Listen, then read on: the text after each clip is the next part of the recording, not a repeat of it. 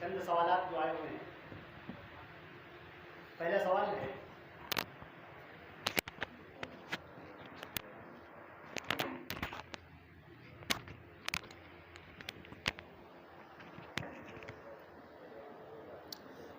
है, कि जायज़ वसीला क्या है और नाजायज़ वसीला क्या है। देखिए, नबी करीम सल्लल्लाहु अलैहि वसल्लम ने हमें दुआ के आदाब सिखाए हैं और उनके अंदर जो चीज़ें हमें मिलती हैं वो ये कि अल्लाह के रसूल सल्लल्लाहु अलैहि वसल्लम ने फरमाया, जब तुम्हें अल्लाह से मांगना हो तो अल्लाह की हम्द बयान करो, मेरे ऊपर दुरूद पढ़ो और अल्लाह से अपनी हाजत को तलब करो।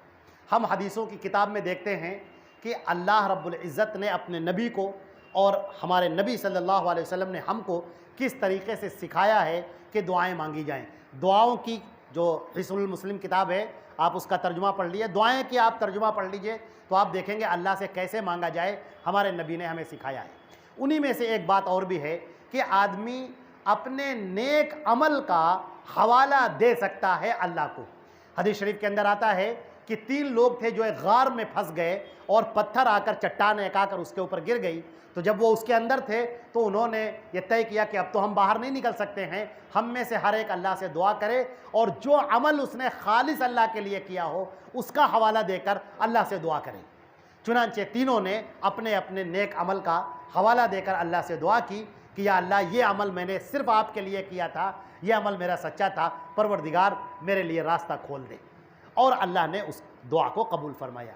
तो ये अपने नेक आमाल का हवाला देना, ये देकर दुआ की जा सकती है, बाकी कोई और वसीला इख्तियार नहीं किया जा सकता है। एक और बात, अगर कोई जिंदा नेक शख्स है उससे दुआ के लिए कहा जा सकता है।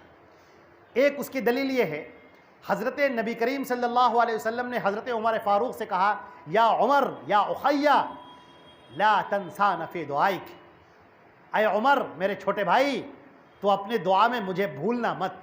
हज़रत उमर फरमाते हैं कि अल्लाह के रसूल का ये जुमला मेरे लिए सोने के बड़े बड़े कड़ों से ज़्यादा बेहतर था, लिहाजा किसी से दुआ के लिए कहना ये हो सकता है।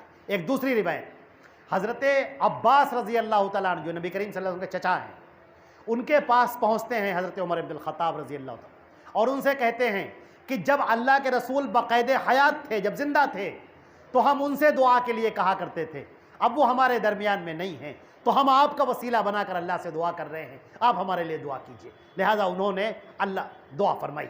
लिहाजा किसी भी नेक आदमी से दुआ के लिए कहा जा सकता है, उससे दरख्वास्त की जा सकती है, लेकिन जिंदा शख्स से अगर किसी का इंतकाल हो गया तो उसकी कब्र पे जाकर कहना, अल्लाह ताला फरमाते हैं वमा अंत बिमुस्मिइन मन फिल क़ुबूर, जो कब्रों में जा चुके तुम उन्हें नहीं सुना सकते। ये बात वाज़ेह हो गई। तो इस तरह से हमें दुआ करना चाहिए। तो जायज़ वसीले में किसी नेक शख्स से दुआ कराना, अपने नेक आमाल का हवाला देना, अल्लाह की हम्द व सना बयान करना, दुरूद शरीफ पढ़ना, दुआ करना, ये सब जायज़ वसीले में शामिल है। इनके अलावा जितने बाकी सब नाजायज़ हैं।